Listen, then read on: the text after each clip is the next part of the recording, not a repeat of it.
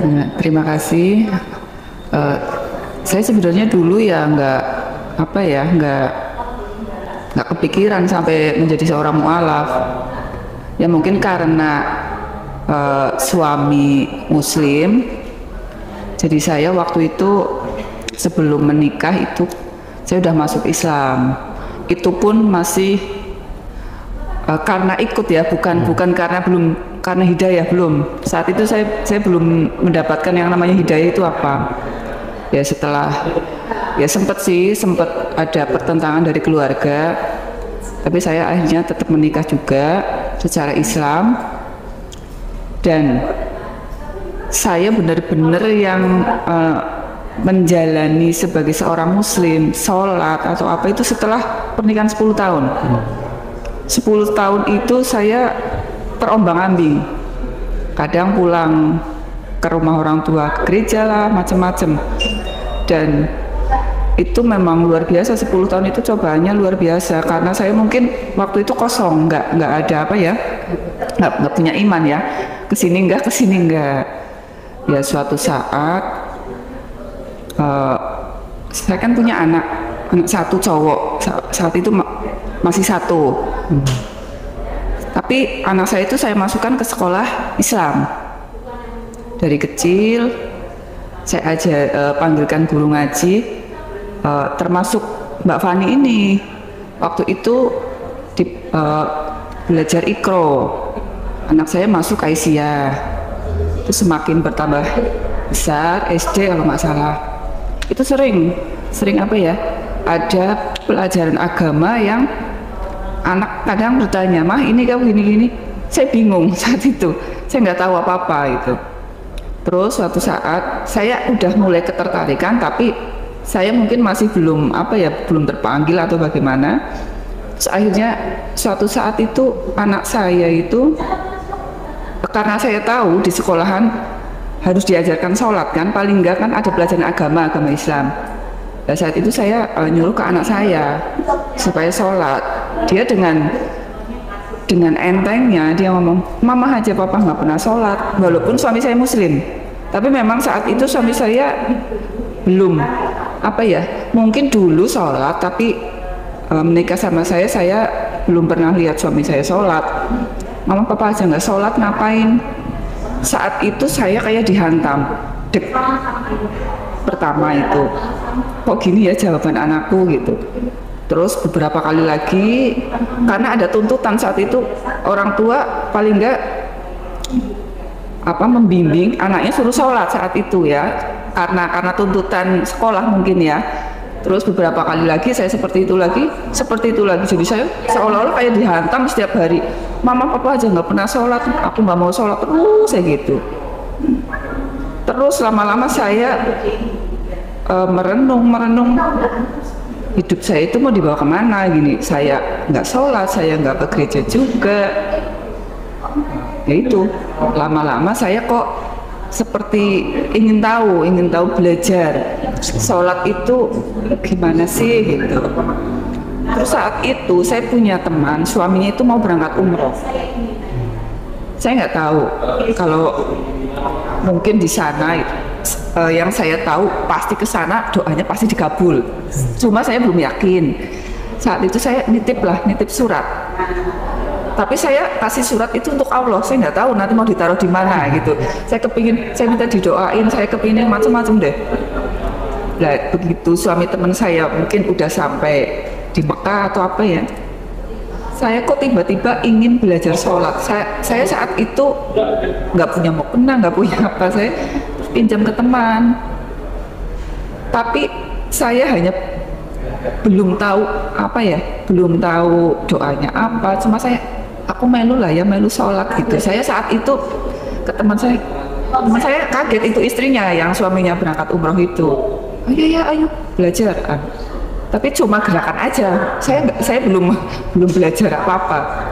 Terus semakin kuat saya itu akhirnya membeli buku, belajar sendiri di dalam kamar, baca ini. Suatu saat suami saya masuk ke dalam rumah, kaget, tahu mungkin saya sholat.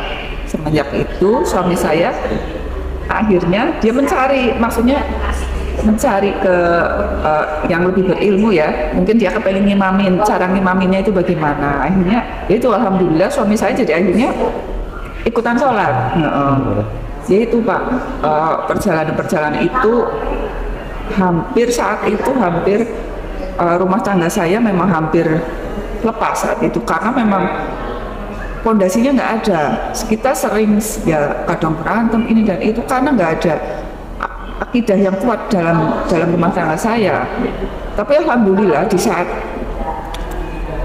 mungkin saya di saat di tengah-tengah padang yang gersang, Allah itu memberikan rahmat. Mungkin lewat anak saya juga, itu sering saya dihantam dengan jawaban anak saya itu yang polos dengan mungkin kok mama bisanya cuma umur berapa tapi ini? nggak ada tindakan apa-apa. Waktu itu umur berapa anaknya? Mungkin kelas 1 masih kecil ya? 1, 2 gitu. Iya. Kan Cowok ya? iya Cewek? cowok ya.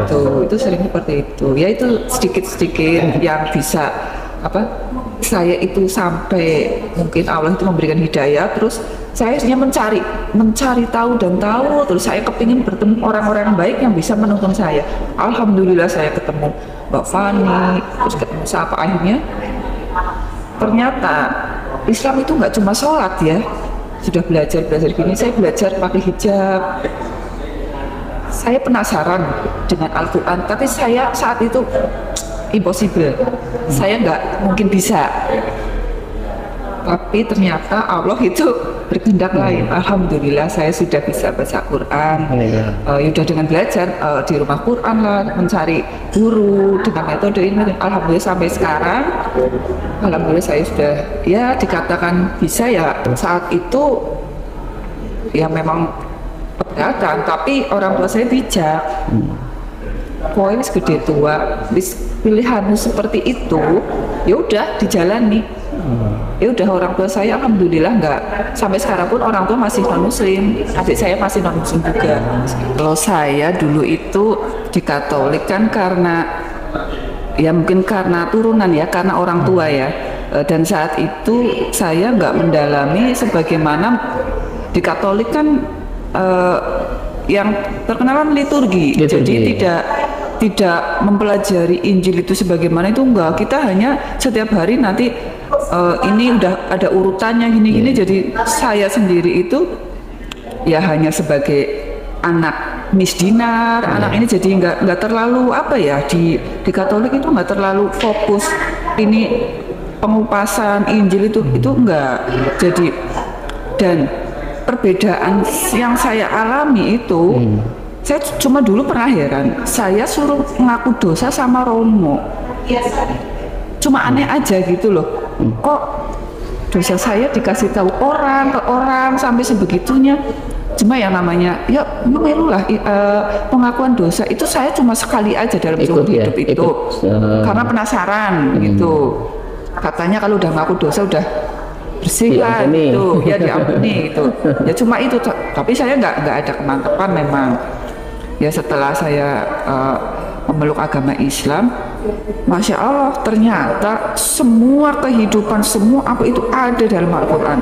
Makanya saya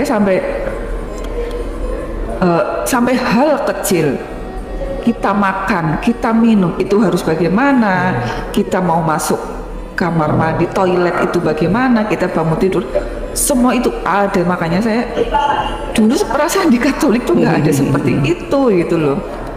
Masya Allah semuanya itu luar biasa. Saya ya jelas-jelas jauh beda. Tapi ya itu, saya itu mendidik anak laki-laki 2 udah memang mungkin berat.